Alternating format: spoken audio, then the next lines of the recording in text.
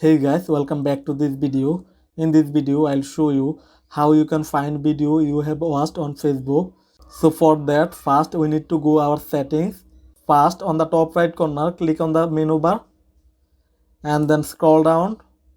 Now click on the settings and privacy and then click on settings.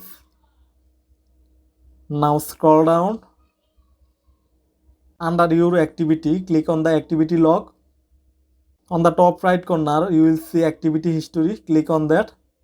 Now on the top left corner, click on the filters and then click on categories.